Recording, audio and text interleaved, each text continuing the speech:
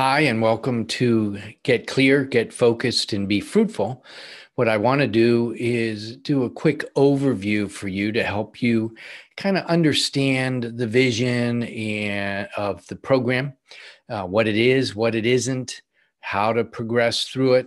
And I found that this kind of thing can be really helpful to kind of give you some bearing. So to do that, first, let me share my screen with you. Hopefully this will happen smoothly.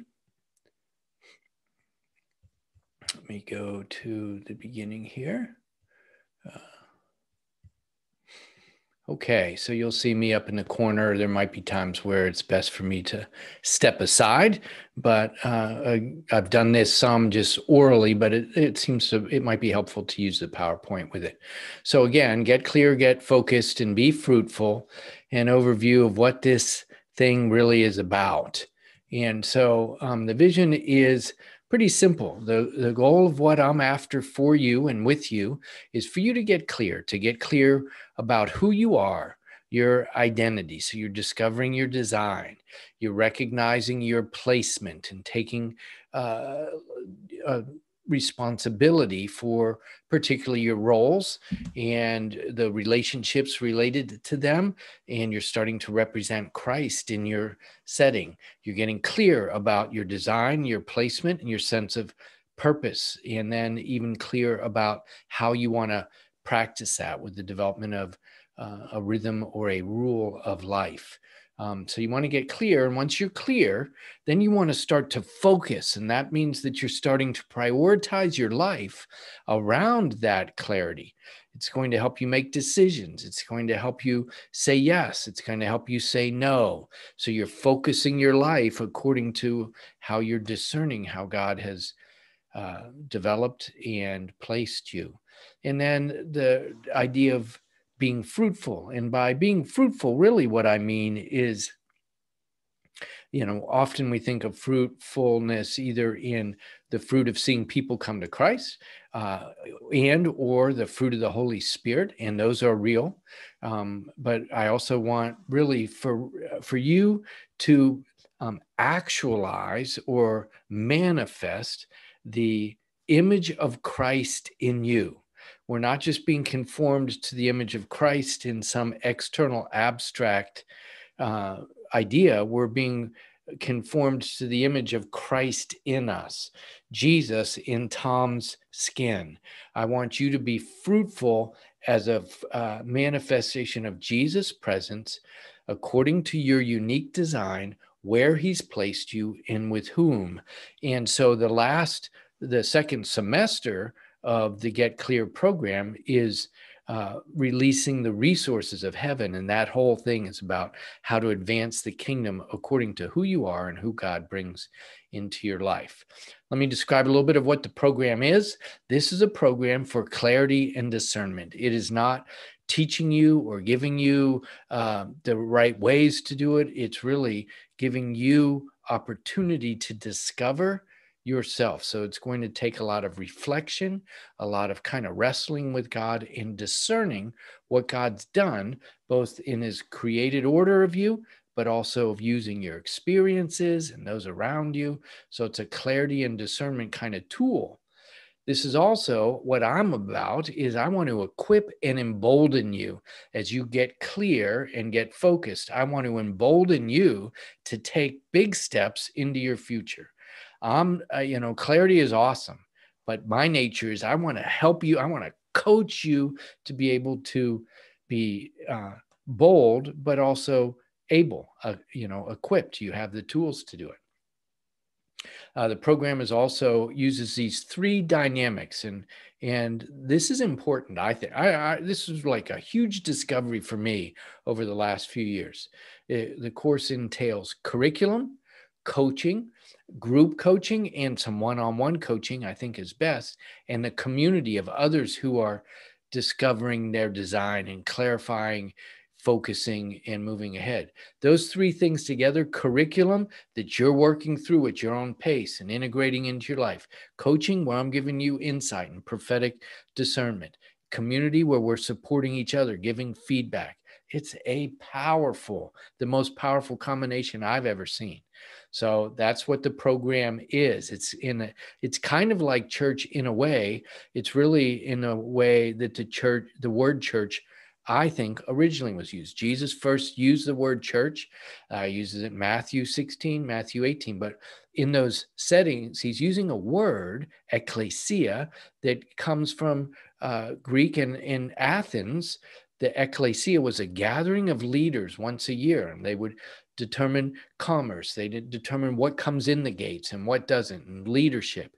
So when Jesus says, I will build my ecclesia, I think he's saying, I will build the leadership of the world to transform the world. When he gathered 12 disciples, he's saying, it's kind of like symbolically replacing the 12 tribes of Israel. It's a combination of those things, but he's saying a new government. When he sends out the 70, that's, I think, related to the 70 initial nations that some would say in Genesis 12 or 11. But the point is that it's a church. Our gathering is a church in that it is designed to help you find your place to disciple nations. And so that way, what we're about is helping each other take our place responsibly and boldly. What the program also is, this thing is profoundly spiritual. Now, there's going to be a lot of like inventories. It's not a tremendous amount of scripture used in it, but the whole thing's spiritual. As you're discovering your design, it's really a form of worship. As you start to reflect with Jesus, it's very intimate. You getting to know yourself with God's help, dialoguing with him, is incredibly spiritual and intimate. It's very important because of what it does to lay a foundation for the next season or seasons of your life. As I mentioned, it's foundational for your identity, who you are as a son or daughter, but your identity, who you are getting into comfortable with your own skin, in a sense, in God. It's going to be foundational for decision making, as I've mentioned before, relationships, jobs, where you live. That kind of direction also comes into play. What this program is not, in some ways, is as important as what it is. This is not a quick fix. A lot of people come into this hoping that they'll clarify their purpose and can move on in life. There is no such thing as quick fix or quick clarity. It's going to take some work. It's going to take reflection. It's going to take the input of others. It's going to take a rounded approach. Neither is this a how-to plan. Do this, do this, do this, and your life will go well. This is more about principles and you integrating things into your life. This, too, is not we meet in a weekly group Zoom, but this is not group inspirational message centered. This is not church as we have known it, where the pastor gives a powerful message and we go out of that. We'll be tempted. I'll be tempted as a pastor for 35 years. You'll be tempted if you've been part of the church for a long time to rely on the group meeting. It is a group meeting for the purpose of equipping and encouraging each other, for kind of like a lateral encouragement and spurring. It is not that the message and the inspiration is the thing. The thing is actually you working through the curriculum, understanding, reflecting, integrating, and implementing it in your life. This is not information to be mastered. So in that way, most of our schooling is about mastering information, being able to spit it out, even spit it in our own words, spit it out in our own words. But this is not about information mastery. What it is about is integrating and applying what your understanding of yourself, what your understanding of God's intent in your life. And because that's the way that it works, skimming, cramming will do nothing. It probably does nothing anywhere, but it particularly does nothing in the nature of your development and your working out of what God has worked into your life. So how do we move ahead? Well, first thing, if you can do this at the beginning or establish this pattern, it will be really valuable. Consistency is key. Now, you were in this for a year.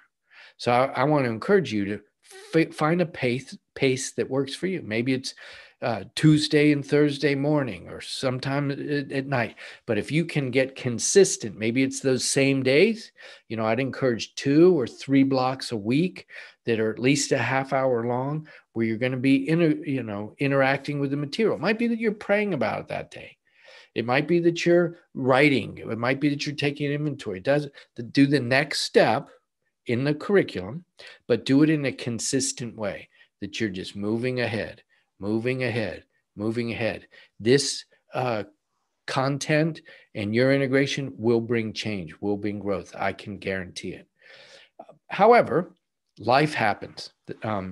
There's going to be times where you might get sick, or you might have something, an injury, or you might get really busy at work, or you might have pressures on you, or you may lose motivation. It's going to happen. Walk in a focused way. This thing is important. This program, this curriculum is going to lay a foundation, direction for your life. So it's important. You need to remember that. So you want to be focused, but you also want to be gracious with yourself. There may be a month, or there may be 2 months where you're kind of not happening very much. And so what's important at that point is you need to remember your why. Why are you here? You're here to get clear and get focused and be more fruitful than you've ever been in your life. I believe that's all realistic through working this stuff out.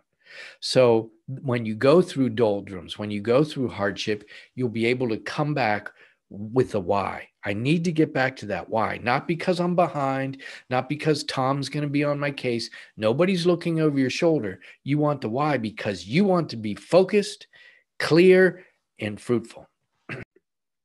The why needs to be your why. Why are you investing in this course? What are you hoping to get out of it? How does this relate to the next stage of your life? It needs to connect in some way to your passion and your desires. So I'd encourage you to pause the recording and either jot down a few points of your why, or spend some time seeking it out, because it will end up making a very big difference for you. It's best if the program that you sign up for, it's ideal. I like to meet with people once a month individually to help speak into your life prophetically, help pace you. If you didn't sign up on that kind of a level, you might want to consider upgrading or whatever. Or we could, you can set up to pay to meet with me individually once in a while. But that monthly meeting, the best way to do it financially is to integrate it into your program. And then you're getting the group, and the coaching is not just group coaching. You will also get one-on-one from me. That, I think, is probably my strength. I like the group thing, but the most powerful transformation in other people's lives is often through my kind of prophetic gifting. So how do you move ahead with this? First of all, realize that the entire curriculum is in play. By that, what I mean is there'll be people coming and going through the program at different paces. And so we're not going to all be at the same place. You're going at your own pace. But when we have our group meetings, there will usually be some kind of a hook where we share a little bit about what's going on for each of us. And then there'll be a mini teaching. And then we open it up for questions, and questions and application and coaching. It might be related to the topic, or you could bring up anything from the curriculum, anything from the 70 lessons or whatever is involved in it. Bring up, because we all learn, even if we have not gotten to that part of the curriculum yet. Or we all learn, even if it's something we did and we're able to speak into somebody's life, or it deepens in us. So the whole curriculum is always in play in our group Zoom meetings. In that process, particularly when we're in the group gathered together, receive from everyone. One of the beauties of this format is that we have people from their 20s to their 70s. It's incredibly nurturing and enriching. So we want to have people from both ends of the age spectrum, and we have people from all kinds of different states and at times from different countries. So there's, ethnic diversity, there's life station diversity. So we want to receive from each other, to be mentored from each other according to what the Holy Spirit's doing. To do that, before we gather, Or before you get and you're going to do your study in the curriculum, do what you can to kind of get yourself ready in God. Be present and be active. It's kind of like leaning forward. When we meet, you're there. Don't the tendency, it's a two-dimensional uh, atmosphere. Instead, you want to move beyond that plane to kind of three-dimensional of you and your spirit, moving ready to listen and receive, ready to offer and give, not dominating, but active. We're all participants. Don't rely on Coach Tom and everybody be passive. I want to encourage you to be present and active. I also encourage you to buddy up. You're going to find there'll be others in the group walking alongside that you might connect with, and you recognize that. Well, in the group chat, do some direct chat with them. Say, would you like to get together? I'd like to hear more of your story. I'd like to pray for you. Don't abuse it. Use it rightly. Buddy up for mutual strength and encouragement. And or I would encourage you to get a prayer partner or two, possibly in the group or possibly outside the group. Somebody that you know you can share with what you're learning, what you're dealing with. They can be praying for you. It will strengthen you. It will strengthen them also. As you move ahead, recognize that there will be people coming and going because everybody starts at different times of year and all that kind of thing. And so that's important. There's a few things. We want to welcome each other well. So if there's new people around and you've been in for a little while, when you hear them, pop them a little note, find out their email, say, do an encouragement to them. So welcome people well, but also if it's your time to leave or somebody's time to leave, recognize that there's a great book called Necessary Endings. I really like the book. I've read that book 3 or 4 times now.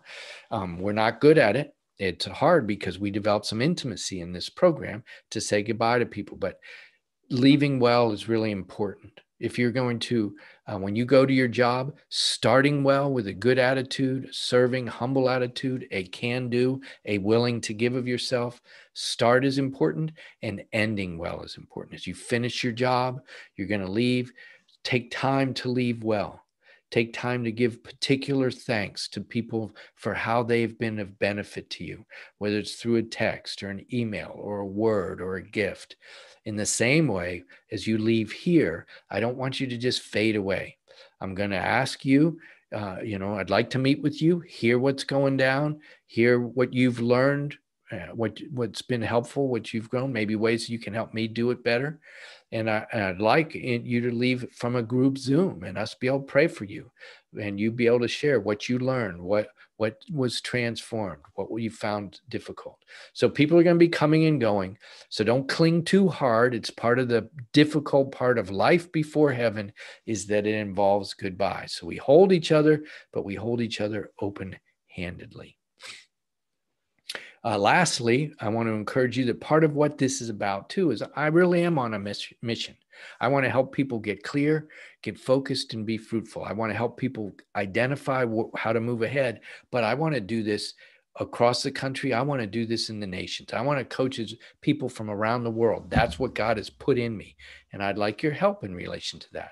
One way is when you see me post, whether it's in Facebook or Instagram or who knows what will be developing by the time maybe you even see this, like it, comment on it, repost it. Help me broaden the base. Tell people that this is good stuff, and if you need to get back to me and say, that stunk, let me know. Don't put that one public. Get back to me. But otherwise, like stuff, comment on it, repost it, help others forward things. Share also what you're learning with those in your sphere. When we share what God's doing in our life, the conviction he's giving, the things we're learning about in our lives, when we share, others can enter into that. They can understand too. Well, how are you doing that?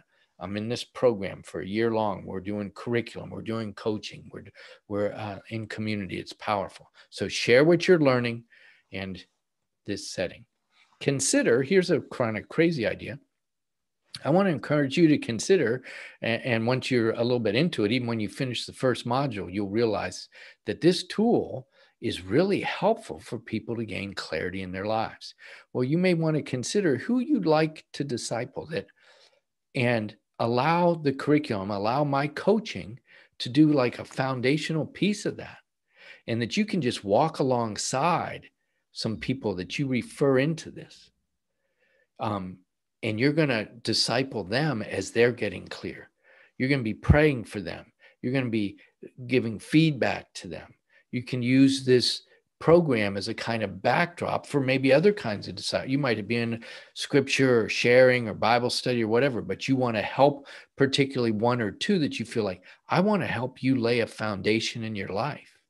So you can encourage them into the program. You can say, I'll be of support to you. It could be that maybe they can't afford it, but you want to help scholarship them, or you want to help them find resources to lay this foundation to understand who they are, what God's put in their lives, so that they could gain at a young age or at whatever stage they're at, what they're not going to gain without this level of intentionality. So consider if there's anybody like that in your life. And you could, I always want you to be considering inviting others into the program.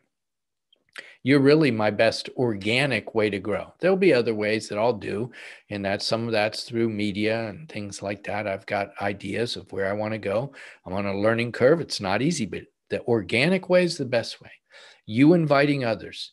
And one way to do that is email them.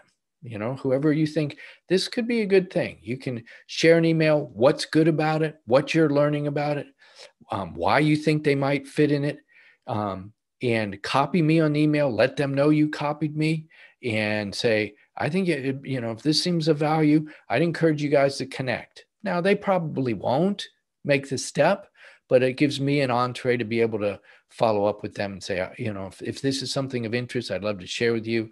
Can do a free strategy session or whatever. And we're just looking to see who God is fitting. But if this is a message, a mission that I believe God's given me, that means if that's true, he's going to bring people that fit. But I have to be clear, and I need your help. So one is to email people. Another is, you can, if you gather people, I want to give you some incentives to consider that. So if you get, another client who signs up in this, I'll give you $100. If you get 2 clients, I'll give you $300. If you get 3 clients, I'll give you your what's the word that I want? Your fee, your registration for free. So we can talk about that. So if you're an arm for me to help me influence more people to be clear, focused, and fruitful, I want to reward you. So again, consider that. If you have ideas or questions, feel free to contact me. Again, wanted to give you that overview, the whole big picture, the vision of it. Hopefully that makes sense. I'm really glad you're walking with me. I believe this can be massively transformational if you'll give yourself to it, but it will take discipline and time and consistency. You're going to hit tough spots. I'm here to pray. I'm here to give you feedback. Awesome. Hope that's of great benefit. And with that, let me say goodbye. And again, say thank you that you are in this with me. And I hope that you find it beneficial that I'm in this with you too. Bye-bye.